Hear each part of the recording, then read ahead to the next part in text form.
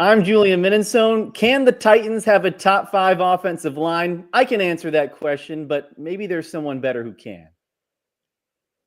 I'm Brad Hopkins. It's homecoming for the Titans this week. The first time Cam Ward gets to get rolled out in Nissan Stadium in a preseason game. And I'm Tyler Rowland, and I'm here to tell you that Cam Ward played much better than what you're going to hear from the national media this week. Tighten up. It's the Titans Squad. Sponsored by Gametime. Everything Tennessee Titans every week.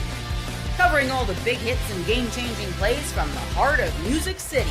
The way only the Locked On Podcast Network can. Squad up.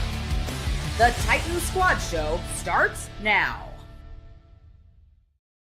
And welcome to the Titans Squad Show. I'm your host, Julian Minensone, alongside former two-time Pro Bowler Brad Hopkins and Locked On Titans host Tyler Rowland. Fellas, we got a Titans win this past weekend. It's the first time we've seen each other, all of us, all three of us at least, on a show. I know B-Hop and I had the post-game show this past weekend, but all three of us since that win on Saturday, and we're heading into the final preseason game against the Minnesota Vikings this week at Nissan Stadium. Exciting stuff. How are we feeling about this? Tyler? I mean, I'm excited to get the preseason over with. You know, we've had our taste. Like, I'm all hyped up for football, you know, last couple of weeks we're fired up. Well, now I've seen 2 preseason games. All right, you know, I'm ready for the real thing now. So let's get through this last game here. No injuries. That's really what I want. Health in this final week, and then we can get ready for Denver. So I think we know what we need to know. The joint practices, I think, were the most important part of this kind of lead up to the regular season, and that's behind us. So now finishing touches on the final plan. Let's just stay healthy. You see, Tyler, that's the mentality that's going to lend to 2 preseason games in the near future. Because at the end of the day, after a couple of weeks, people are going to be like, hey, you know what? First off, I'm ready to play regular season prices to go ahead and see the real Jimmies and Joes out there getting after it, right? But even Cam Ward said as much. He's like, hey, you know, we're ready to see some real live action, meaning games that count. So I'm with you there, Tyler. You know, we've seen a lot of Cam Ward to this point. Obviously, you think he's getting better every week, which is what his goal is. But we're really not going to know what this team is like when we see their true capabilities with all the starters being on the football field with a game plan, really trying to win a ball game and establish themselves. So I'm ready to see that happen as well. I think we all are there. Cam Ward, speaking of him, 2 of 7, 42 yards this past weekend in that game against the Falcons. Played 3 series, an extra series than he was supposed to play as the play count was down. You know, my whole thing is I want to get your guys' take on this, but a box score can be deceiving, right? You know, I think people are these days are looking for he went 14 of 18 for 150 and a touchdown in a preseason game when, you know, that's not, at least for a rookie quarterback, always going to be realistic and not necessarily what you're even looking for in a preseason game out of somebody like Cam Ward. Tyler, you mentioned you felt like he played better than a lot of maybe the national media are looking at than just looking at a box score at surface level. Please explain. You know, Julian, this goes to a larger point that I try to make about how sports are discussed, especially online.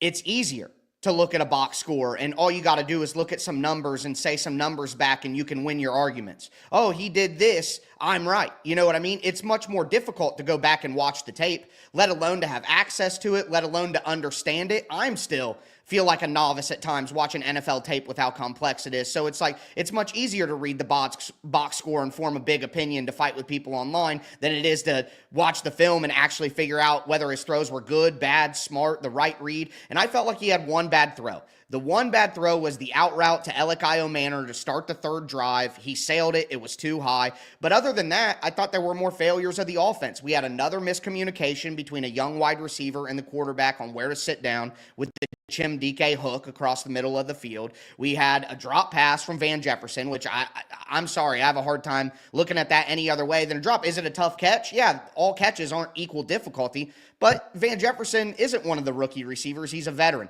I think a veteran player should be asked to do a little bit more because they are a veteran. I think that the first-team defense had their struggles early, but overall for me, I thought Cam Ward was pretty decisive. He had less turnover-worthy plays than he had in his first game against Tampa Bay. I thought Cam played a cleaner game, another clean operation from getting out of the huddle, getting to the line, no false starts, no illegal formation, no illegal motion. Guys aren't like running around like, "Wait, no, go over here, go here." Like, it was clean. So I thought Cam Ward had a cleaner, more professional game in game 2 than game 1, but yet people are talking like he played poorly because you look at the numbers and they're not great. Well, JC did have that false start, but that was one of the things that Cam Hey, that's addressed. not, that's not What Cam Cam getting like addressed people was- lined up, but you're right. What You're Cam right. They got to addressed cut that out. was basically having negative plays that shoot you in the foot and cause down and distances that are almost impossible to manage, right? So he wants to limit those mistakes. But you're right, man. The optics matter. If you're one of those people that lives in Northern California and you don't give a rat's butt about Cam Ward and the Tennessee Titans, and you're just going to look at the box score on ESPN or wherever you get your news and say, oh, 2 for 7, that's terrible.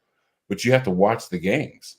Now, in defense of Van a little bit, we didn't really see where that ball was placed because it was at our back, the camera's back, unless you were at the game to see just, how far away that ball actually was, because it seems like when they went to the sideline to discuss it, there was enough blame between both of them to go around.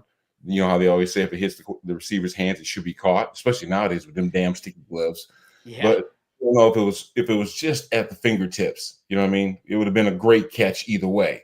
But then again, I think people are just looking at what that could have potentially turned into, because that would have been 6, 1,000%. Yeah. And we're looking at it differently. We're looking at it differently a little bit then. Exactly.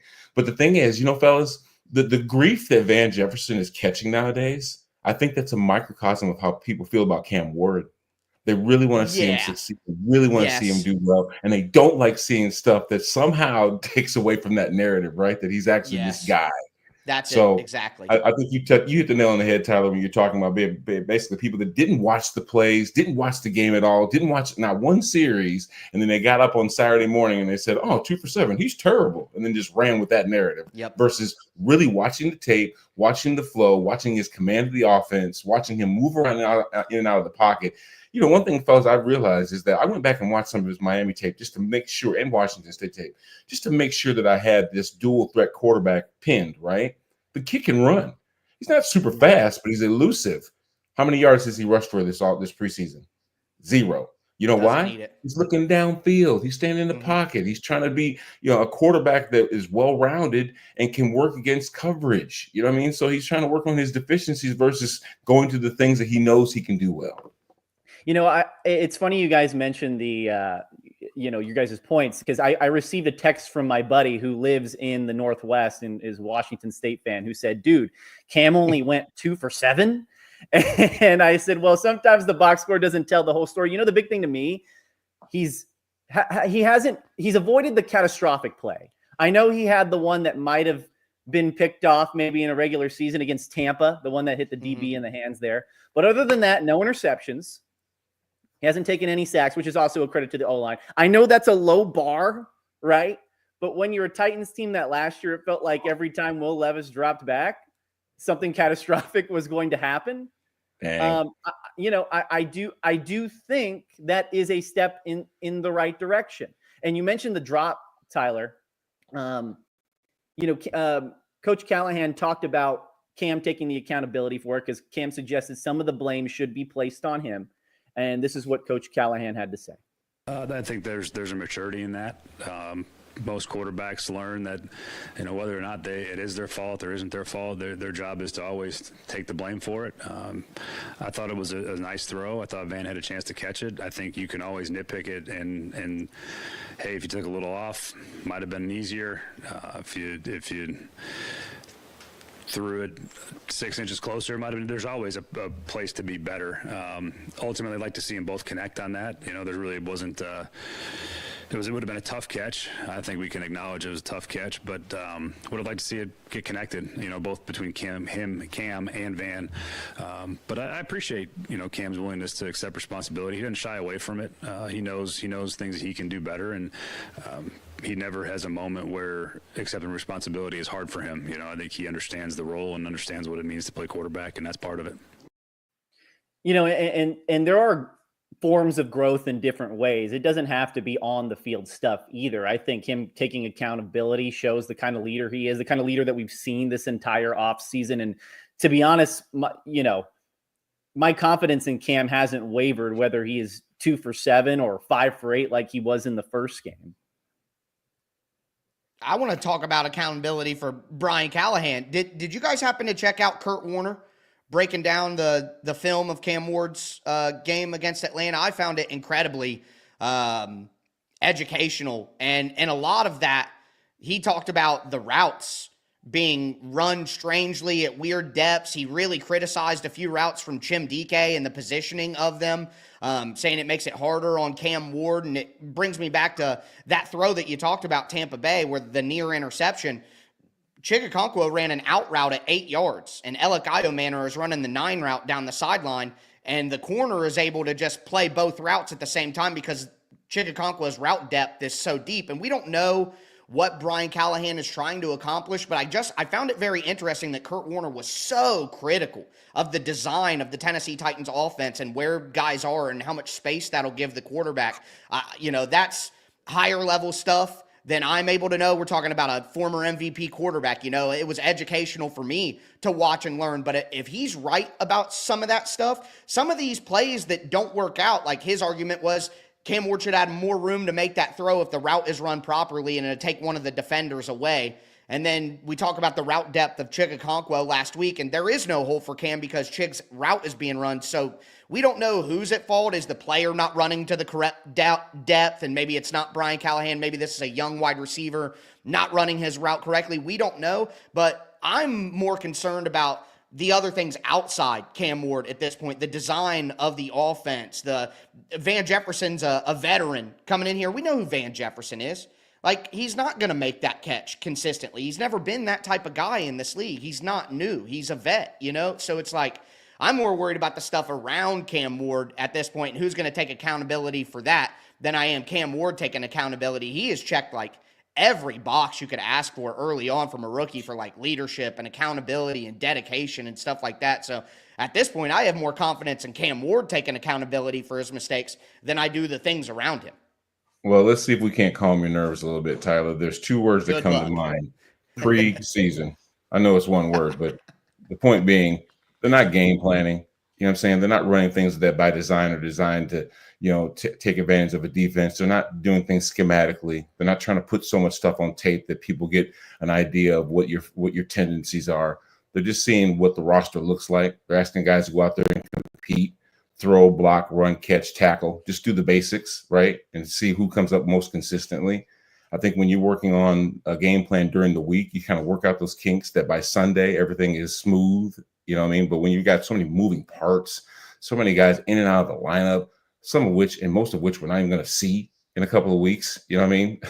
At least you don't want them to because the starters will be out there. There's just all those little nuances that getting ready for a regular season game, that preparing yourself as if your life mattered, in the whole grand scheme of things. It's just a different approach. It's a different everything, a different atmosphere.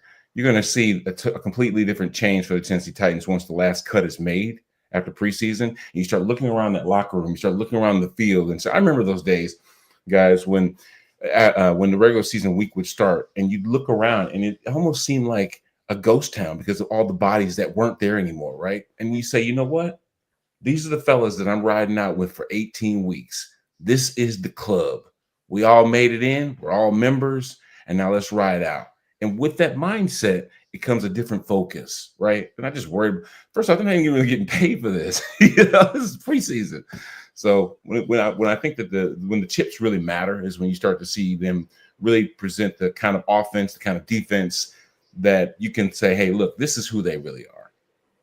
I know we'll dive into what we want to see from the team as a whole heading into that final preseason game. But for Cam Ward, the expectation is, Callie says, players are going to play on Friday. How much will depend on kind of the injury front and what they're dealing with at the end of the week after these couple of padded practices that they have. But I would like to see Cam Ward play at least what he's been playing of these preseason games so far, 2-3 series. I just think the best thing for him is reps and seeing different defenses and different personnel on the other side. And as many of that as possible, as much as that is possible, heading into the regular season is only going to help this guy, get the ground running on week 1.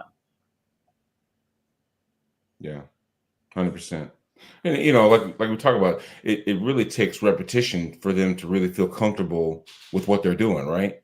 at the end of the day, you don't want to be thinking. You want to be reacting. You want to be just doing the things that you trained yourself, your mind, your body to do. And that only comes with getting consistent opportunities. And he mentioned that, Cam mentioned that, opportunities, right? I mean, they're trying to see so many different people because they got to make so many different decisions that ultimately, you're not going to be able to get out there as much as you'd want. But when that regular season starts, when the preseason comes to an end, and you're looking at the guys that are really trying to get themselves ready during the week for a tough battle on the weekend, that's exactly who the Tennessee Titans will be when you see them on the field. Yeah, Exactly. I don't expect anything more than what we've got so far. So, I can go into what I hope to see, what I want to see, what I think, would help Cam Ward get ready for the regular season. But at this point, we know what Brian Callahan's going to do. We know what his plan is. You're right, Julian. He'll get the 2 drives. Hopefully, 3 drives would mean, because I want to see the offense have success. We're all so focused on Cam Ward, and it goes back to Brad's point earlier where it's like people are going to defend Cam Ward. One of my favorite guys to follow on Twitter, big, huge Titans fan, even tweeted it out this week at him. He goes, somebody drops a barely drop. It was a great pass by Cam Ward. Cam Ward runs into a sack. It's the offensive line's fault. Titans lose because Cam throws a pick. It's the coach. I'm defending Cam Ward no matter what. And it's a joke.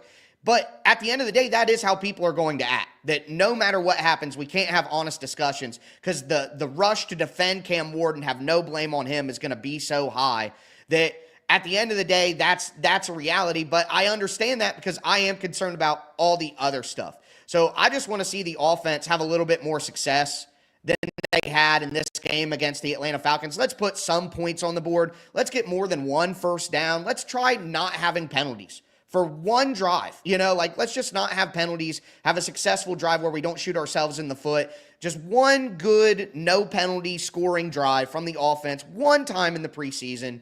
I expect too much, but I just don't think that's too much to ask. And I'm sorry, I know that it's the preseason and they're going to turn it on and we'll see but after last season and what we've seen so far, I'm skeptical that there's going to be some big difference between the clunky, penalty-ridden offensive operation we see now and then 2 weeks later in Denver, it's going to be different. I'm just concerned about it. So I want to see them prove it. Have 1 good drive with no penalties and score some points. 1. Yeah, you got to start dialing it in. You got to start getting closer to the performance that you're going to put on the regular season because this is your 3rd preseason game.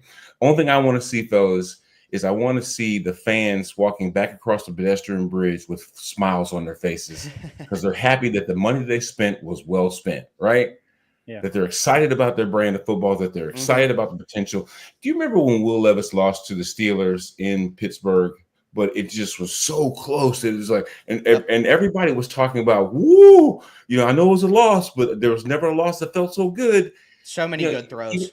If it's something like that, you know what I'm saying, then it's okay. But at least it gives the impression that this team is improving, that they're developing, that they're starting to get cohesive.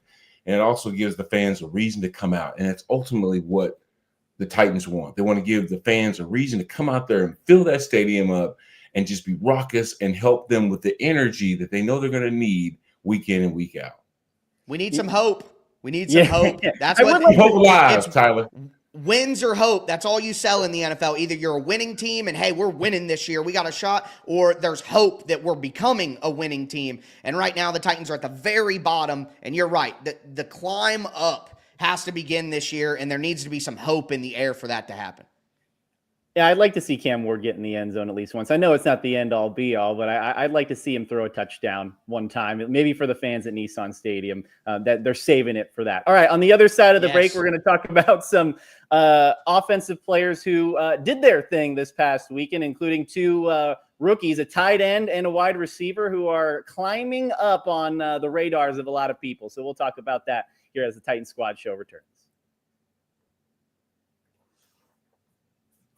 All right. Have you ever decided last minute to head to a ball game with friends or family? Well, maybe it's game day and you suddenly realize you want to be in the stands. Well, that's exactly where Gametime comes in. It's the easiest way to grab last minute tickets without the stress. Now, with the money you save on tickets, you could splurge on food, drinks, merch, or even invite a bigger group to come with you. Gametime makes it possible. Now, Gametime makes buying tickets fast and simple. Prices on the app actually drop the closer you get to first pitch.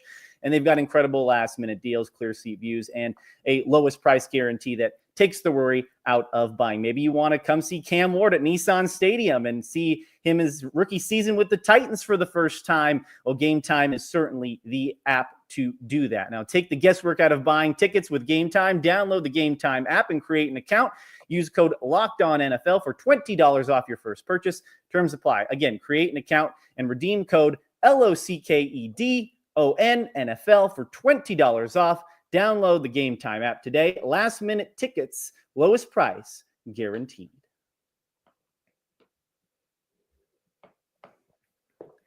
All right, fellas, wanted to talk about two of the guys who shined this past weekend, in Gunnar Helm and Alec Iomanner. Gunnar Helm leading the team in receiving yards. He also had that touchdown where it seemed like the entire Falcons defense was draped all over him. And then Alec Iomanner had a pretty good day as well. As I was looking up the official stats from the other day, 2 catches, 47 yards. What are your guys' take on are they rising faster than maybe you guys had anticipated? Because it seems to me that these 5 a.m. film sessions that they've had for the past whatever months are kind of showing itself now. He's got more reps with the rooks. I mean, that's just by nature. I mean, they're coming in together.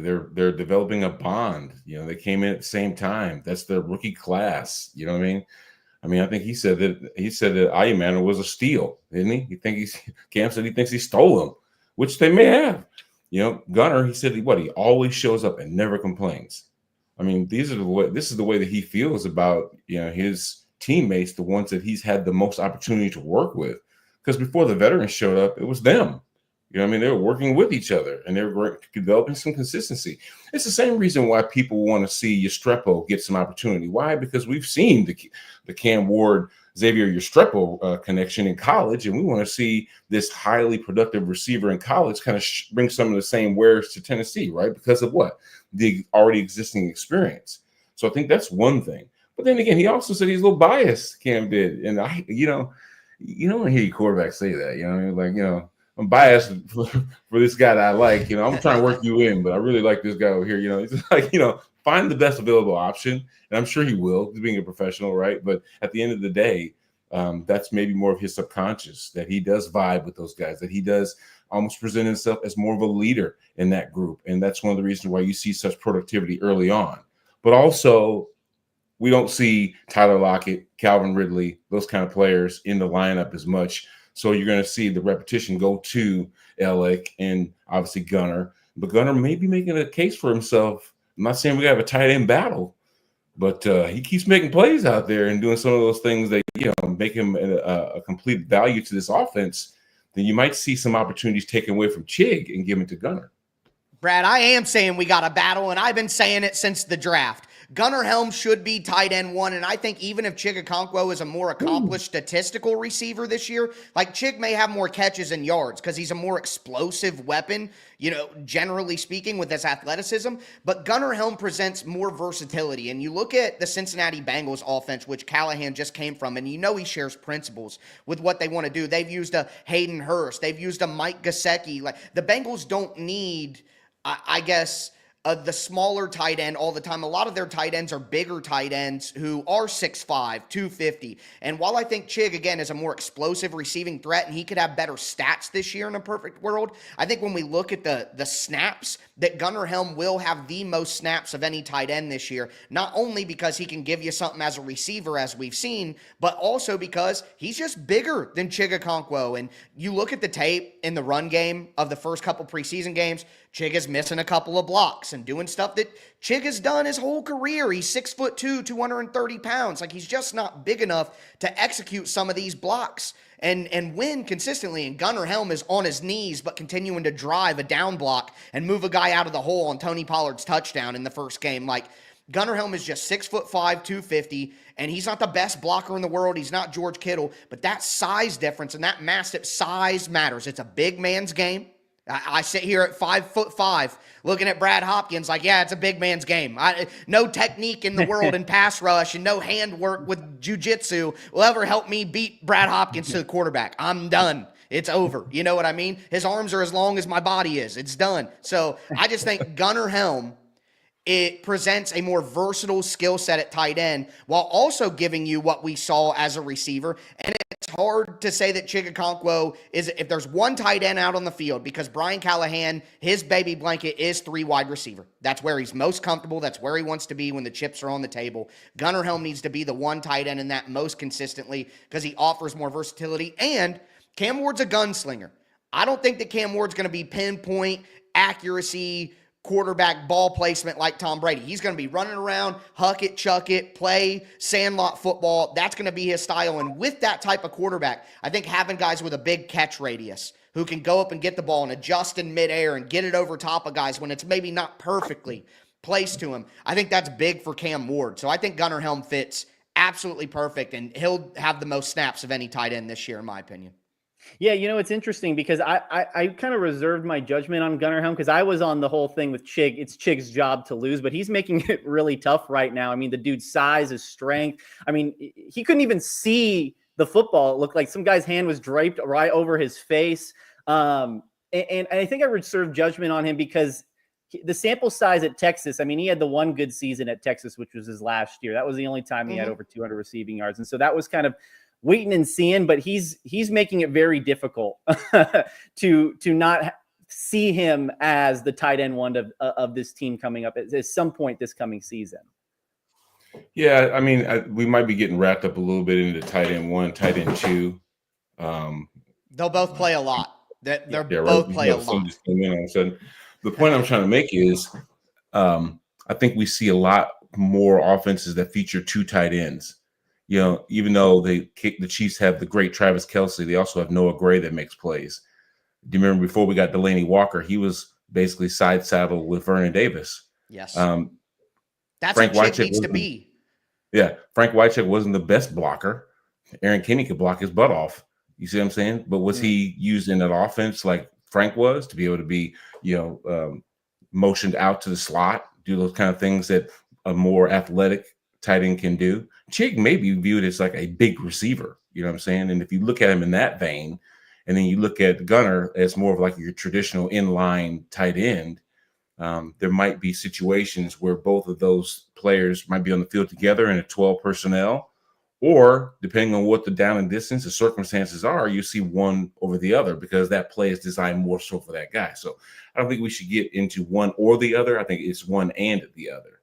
And think about the versatility that presents. You can send out 12 personnel, and then you can align in a 3 wide receiver formation because Chigakonkwo has wide receiver skills. Or you can split out both of them because Gunnar Helm can be an isolated guy on one side of the field. So now both you come out in 12 personnel in the huddle, but you split out and you're 5 wide because both your tight ends, one is a big wide receiver and the other can take advantage of matchups because of his size and his contested ability. So you're right, Brad. I think they're going to play a lot. That's why I say Chig could have more catches and yards, but Gunnar could have the most snaps. And the only way that that's possible if both of them play a lot. And at the end of the day, the Titans don't have a lot of explosive players, and Chigakonkwo is one. So they can't afford to phase him out like he's some tight end too. They have to use him. But I just think Gunnar Helm, his versatility makes him more versatile, at the end of the day, to use in more situations.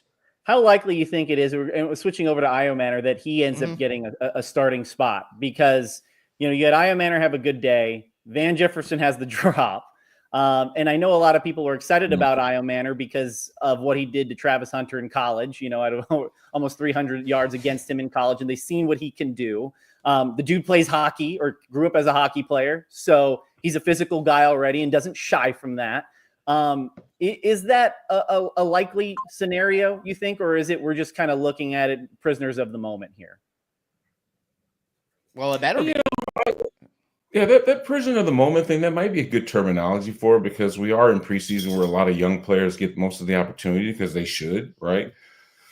You either resting guys or you just want to see as many reps from a young player as you can just to see what he looks like and how he folds and how he develops, right? Van was playing, though, when Ridley and Lockett were not. So that's sure. That's why as well he should. As well he should, because this is like, his 3rd team now to this point. He's only been in the league since 2020, so I get it.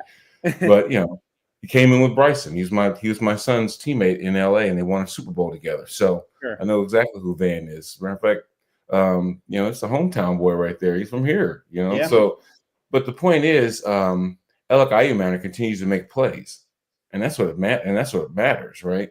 So I think if he can keep this level of consistency up when he gets those opportunities to play, and he's coming, he reminds me of Nick Westbrook-Akine.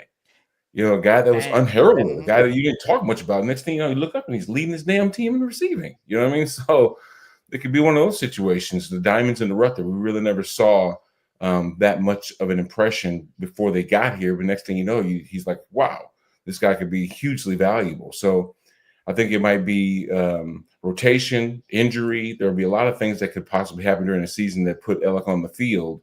And as long as he continues to show that growth and that connection with Cam Ward, then his progress will be undeniable and he'll be on the field when need be. Outside of Iomanor and Van Jefferson, who on the team has the size to play the X wide receiver position?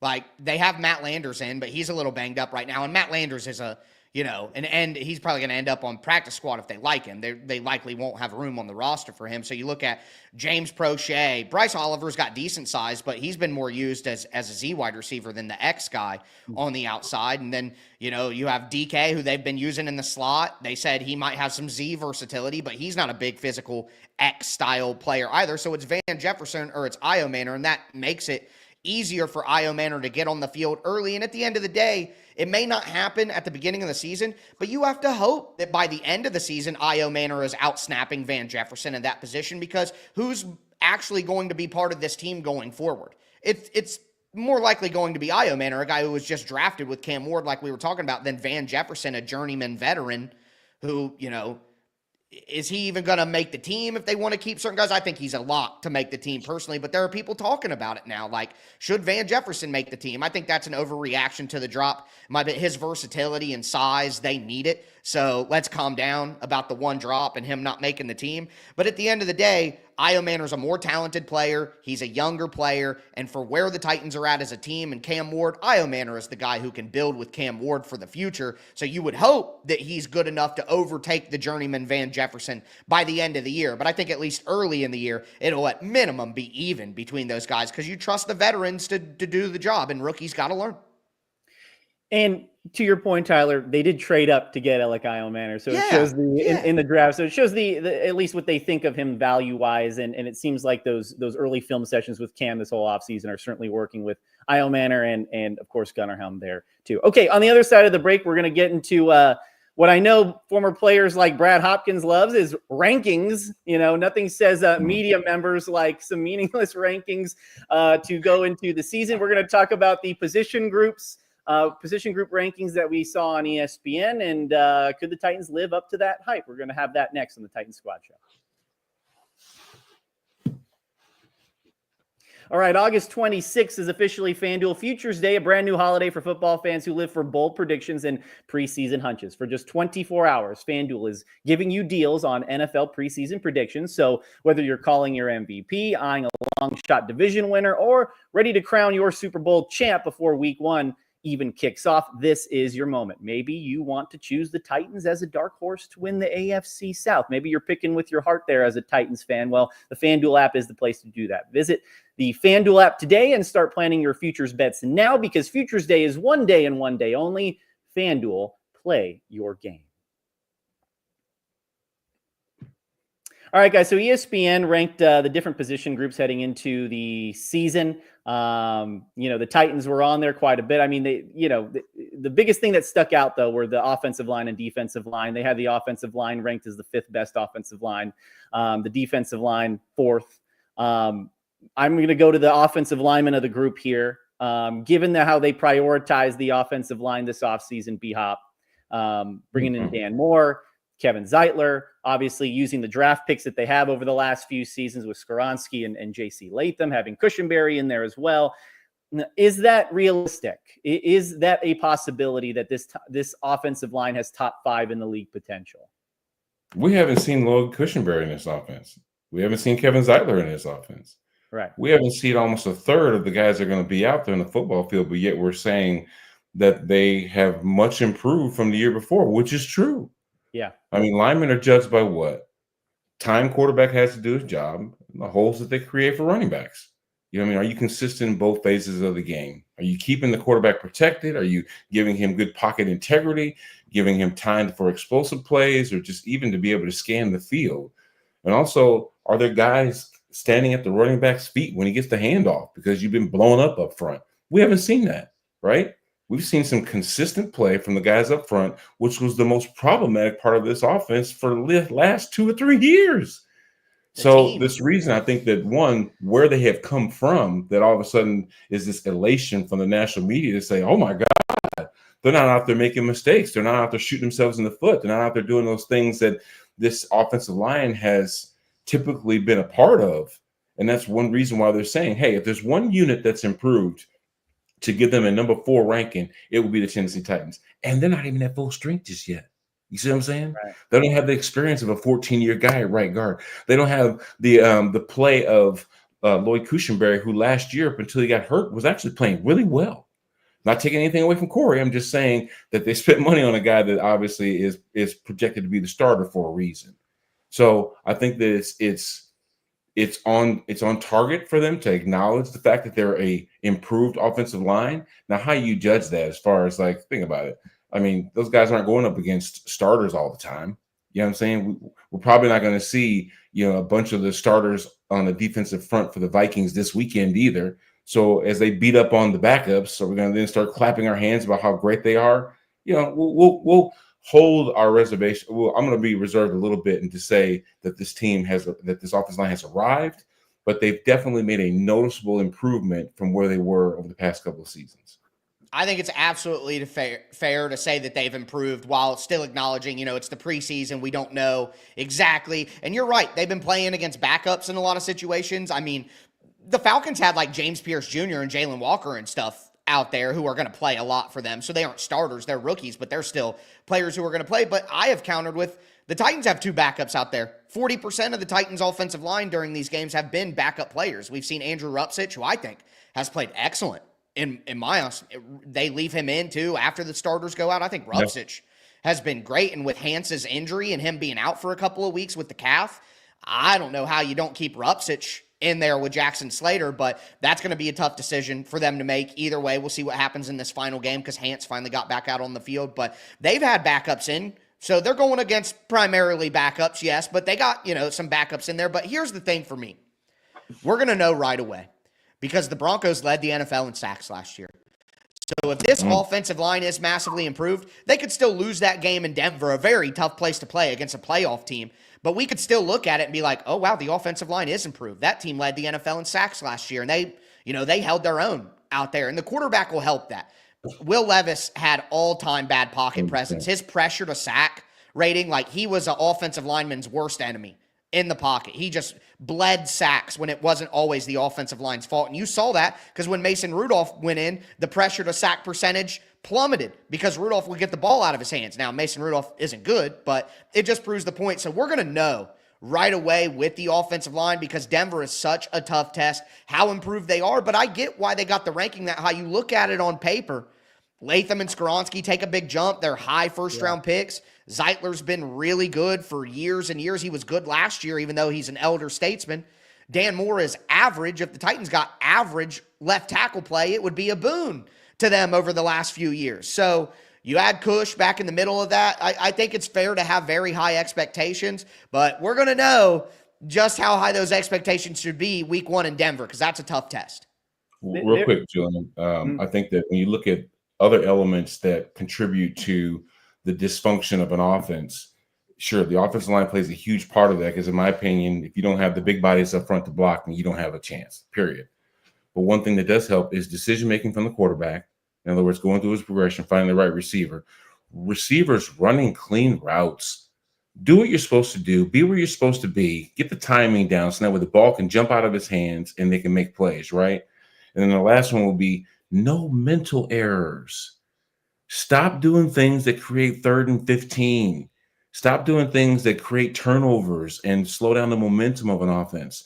So if you are precise in the game plan because you're not making mistakes, if you're making good decisions, if you're running clean routes, and of course if you're blocking, then this team has a great opportunity for success, even against a good unit like the Broncos.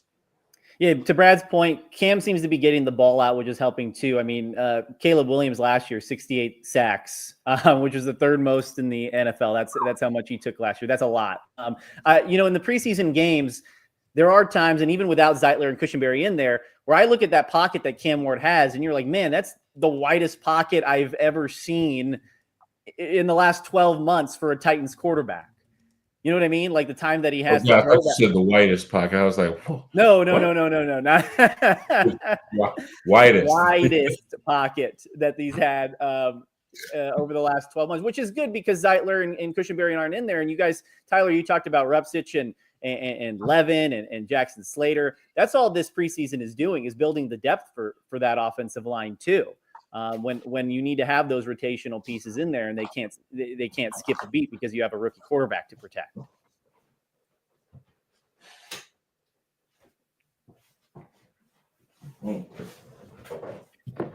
As far as the defensive line goes, they have them in the top 5 as well. Now we all know that no Tavondre Sweat, no Jeffrey Simmons this preseason so far. But I think it just shows how important those guys are to this entire defense as a whole. And it's predicated on those guys causing chaos and disruption up front. What do you think about the Titans defensive line? Are they truly ranked, at least according to this ESPN poll that they have? Well, if you just look at the interior defensive line, then yes. Line, I mean, as long as they're not including edges and defensive ends in this, because that's where it really falls off the map. But, I mean, if you look at the trio the Titans have of Jeffrey Simmons, Tavondre Sweat, and then Sebastian Joseph Day, who I thought was an underrated player last year, I was pretty open about the fact I thought the Titans needed to bring SJD back to this team in the offseason when he was a free agent. He actually thought the same thing because he responded to that comment and looked like he was on board with that. So bringing him back as your third interior defensive lineman is great. The depth after that, I've always been concerned with. I'm not very high on James Lynch, and I think, we saw them move on from Philip Leedy, who didn't get to play in the game. Timmy Horn, okay. I wasn't even a big fan of Keandre Coburn, if I'm honest. I think they need to find better than that, and I think when waivers happen, they're going to use their number one waiver claim a lot. And I think interior defensive line is a place where they'll add a guy there. But that top 3, if we're just looking at, the top couple of guys on every team, hard to find a better top 3 than that. With Jeff is a top 5 guy. Tavondre Sweat, probably a top 30 guy now with room to grow. No pun intended. And then SJD is a really, really solid veteran who would be a good player on a lot of teams. So, yeah, I think that's fair. I think that's high expectations, and we'll see. We need Jeff to get back to his all-pro ways, not the last 2 years, but certainly makes sense. It's probably the 2 best position groups on the team right now. I think you got to include the outside linebackers in the 3-4 somewhat because they're on the line of scrimmage. You know what I'm saying? Yeah, that's what was confusing to me. Yeah. Because in the 3-4, the defensive end is literally standing over the tackle. He's not out in space like in a 4-3 defense, right? But I think that when you let's just look at the play that Cedric Gray came in and blew up the running back and got a sack. That was a one-on-one situation that was created because an offensive line couldn't come off and pop him, right? Mm-hmm. So I think what the defensive line did then is occupy those blockers enough to where you got players like Cedric that can get in that backfield and start being disruptive. I think who was how you pronounce his name? Hold on. He's one of the players that had a sack. Oh, Joe Graziano. Yeah, Graziano. Yeah. So I think, and his was just a one-on-one situation, really getting after it from the edge there and coming in and getting himself a sack. So defensive lines are gauged on what? Being able to stop the run and disrupt the quarterback. And we did see a couple of explosive plays from the Bucs, also from the Falcons, almost right up the middle that led to, I'm not sure. But for the most part, by and large, this defense did a good job of getting off the field, flattening down the line of scrimmage, keeping plays in front of him, not allowing north and south plays to happen too much. And that's one of the things that you want to see consistently from this defensive line, and they've seemed to have shown that to this point.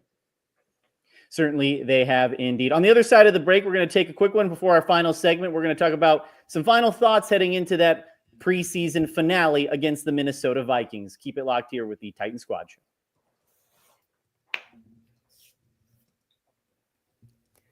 All right, fellas. So on Brian Callahan's press conference on Saturday, after the game, the morning after, he was asked an interesting question, and I wanted to get your guys' take on this. So where do you guys fall in the, hey, this is a young team with a lot of young players who need to develop, part of that draft, develop, retain mantra that they've been talking about since GM Mike Borgonzi came in? Where are you in playing a young player so he develops, but yet maybe in a important situation, you might get the most out of a veteran player? Let's say, I don't know, it's 3rd and 5, and you have a choice between having a rookie out there to develop and be in a high pressure situation, or you're Brian Callahan, who is coming off of a 3-14 season coaching for his job, and you might want to play a veteran guy because he is the guy that may give you the best chance to make a play in that scenario. So where are you guys on kind of that whole balance there if you're the Titans? Well, for me, it's the proof's in the pudding. And at the end of the day, they're going to put on the field who gives that team the best opportunity to win. Okay. So I understand that, sure, the only way the young players can get better is by getting on the field. I'm one of them. I started as a rookie, 11 games. So I knew that I got better every week. Why? Because I had the opportunity to get better every week. If I was standing on the sidelines, my development might have taken a lot longer than it actually did for me to be trusted. But at the end of the day, that's what it is. It's about trust. Who am I going to trust to do their job? And it doesn't matter if you're a young player. It doesn't matter if you're an old player. If the young player seems to at least have a better grasp on this situation, and he's shown the kind of productivity that allows me to rely on him to know that he can get the job done, then guess what? He's going to get the call. But for the most part, and it's also that game that they play nowadays. When a guy starts to be up there and get longer in the tooth, and he's paid more than, say, the younger guys, right?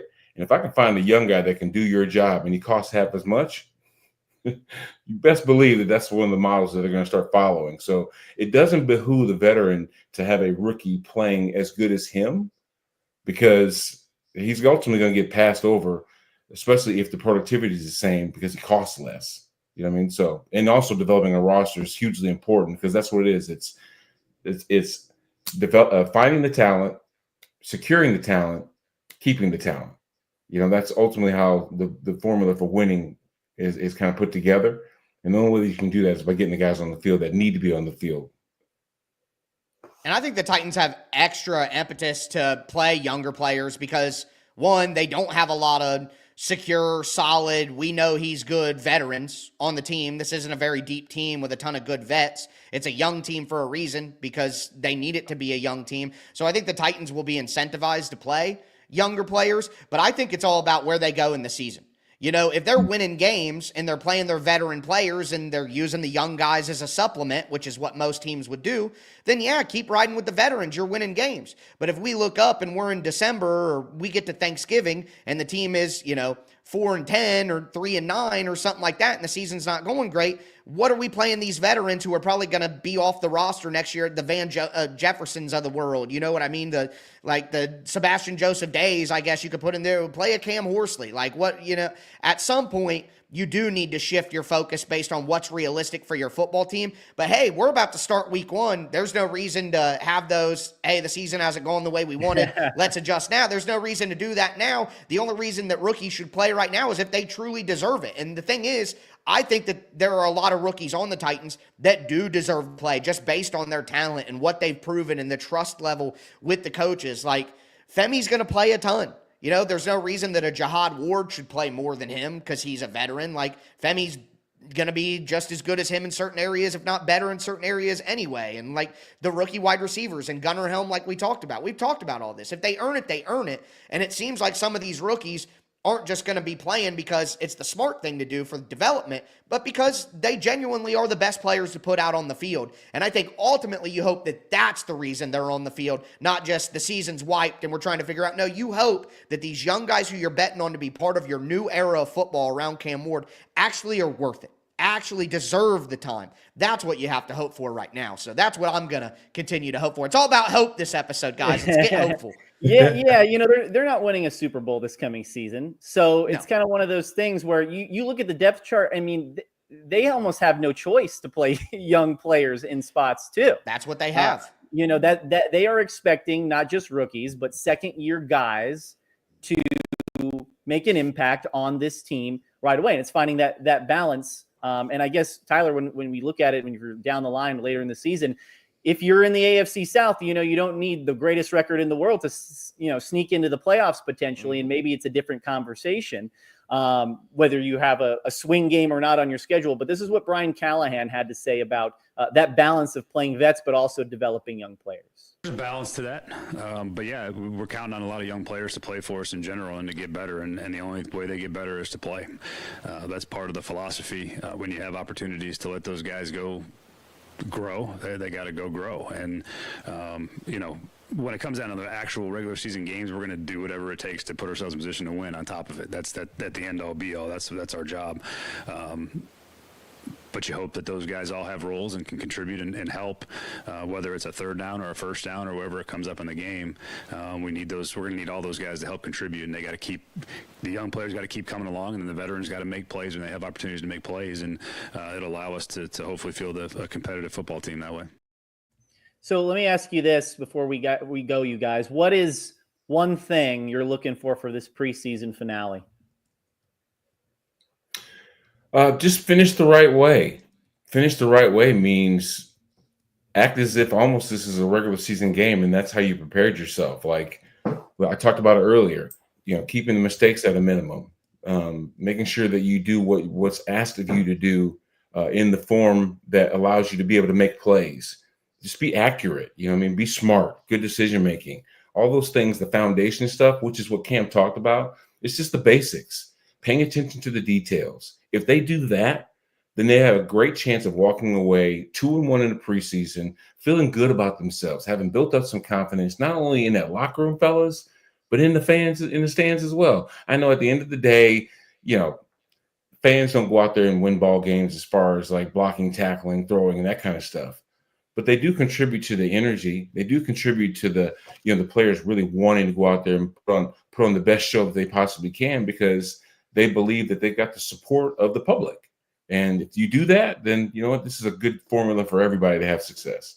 Brad, I always wonder that as somebody who covers the team, from on the fan side of things, looking at it that way, how much can the players feel on a day-to-day basis like the fans are down and don't believe in us, the energy in the city is high and everyone's excited to see us play? Like, I don't know how a player would feel that on the day-to-day. Would you say that is noticeable to some point from the players, like in the locker room, they can feel how the fans feel?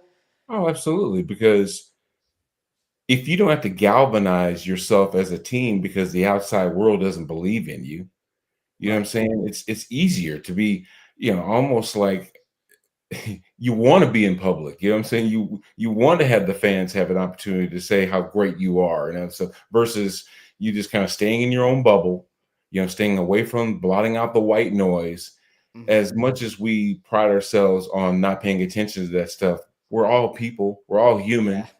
Yep. And if you put it this way, I guarantee you that most of the population, if they were put under a microscope as far as their job and everybody on the planet could comment about what they do in day and out, they'd have the same feelings of either disconnect or just not wanting to be associated. But then again, there's that flip side, man. The love of a fan base, there's nothing like it. You know what I mean? Because when you got guys that support you, believe in you, and they want to see you do well, that's almost makes it easier to do your job.